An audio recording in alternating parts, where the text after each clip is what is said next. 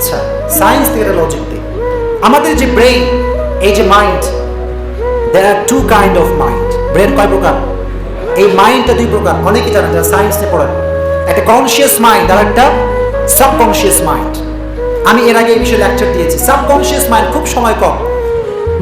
Science থেকে বলছি যদি নাস্তিক হয় তবু বিশ্বাস করতে বাধ্য, বিশ্বাস আপনাকে করতে হবে।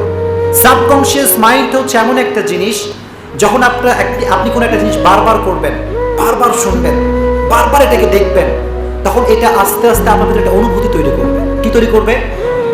আরো জোরে বলেন, কি তৈরি করবে? এই অনুভূতিটা, সাবকনসিয়াস মাইন্ড এমন একটা মাইন্ড, এই অনুভূতি থেকে এটা আস্তে আস্তে থেকে নিয়ে এসে সেটা বিলিভে পরিণত করবে।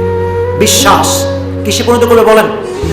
ফর এক্সাম্পল, একটা ছেলে ক্লাসে ফেল, একটা ছেলে ক্লাসে কি, তো সে ফেল হতে হতে তার ভিতরে এমন একটা চিন্তা এসে গেছে যে আমি কখনোই ফার্স্ট হতে পারবো, ফার্স্ট না ফার্স্ট, পার্থক্য আছে কিন্তু, প্রথম হতে কখনো পারবো। তো প্রথমে সে ভাবতো যে হয়তোবা এটা সম্ভব না, হয়তোবা তার একটা অনুভূতি এটা ছিল। কিন্তু যখন সে বারবার ভেবেছে যে আয় হায়, এ তো কঠিন বিষয়, খুব কষ্ট দেখছে, অনেক পড়াশোনা করতে হয়, আমি পারবোই না। যখন সে এটা অনুভূতি করেছে, অনুভব তার হয়েছে, আস্তে আস্তে অনুভব থেকে এটা বিশ্বাসে পরিণত হয়েছে। কিসে পরিণত হয়ে গেছে?